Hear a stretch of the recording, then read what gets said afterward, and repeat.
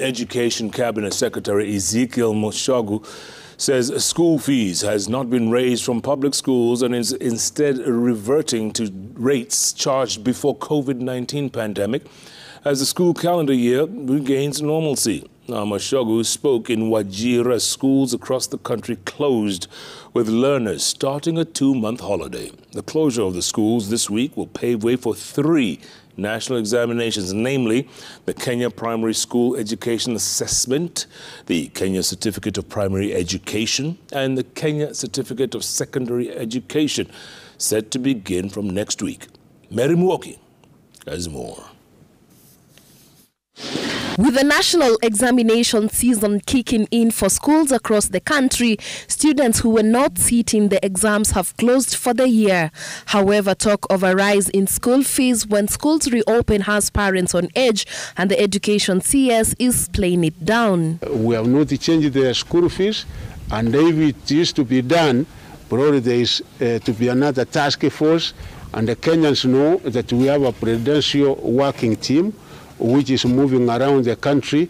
The Education CS saying the COVID-19 pandemic led to a reduction in school fees due to the interruptions it caused.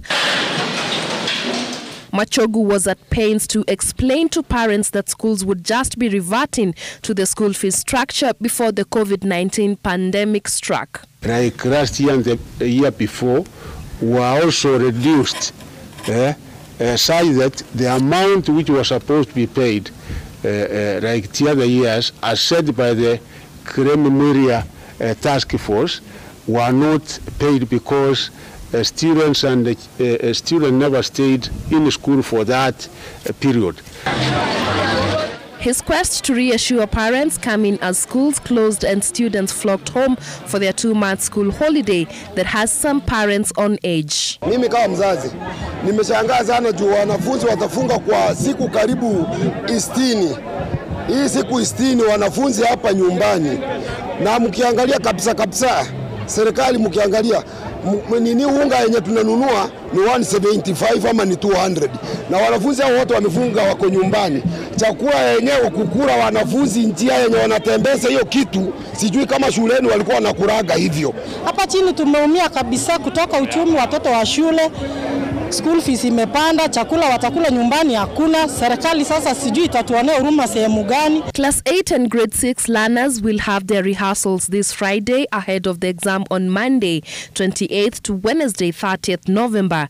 Kenya Certificate of Secondary School Education candidates had their rehearsals on November 18th and thereafter will sit their exams between November 21st and December 23rd, 2022. The Education Ministry has made arrangements to ensure credible examinations, adding that there have not been any compromises whatsoever. However, police officers in Busia arrested 2 people found with KCSE examination papers in Matayos, Busia County on Tuesday.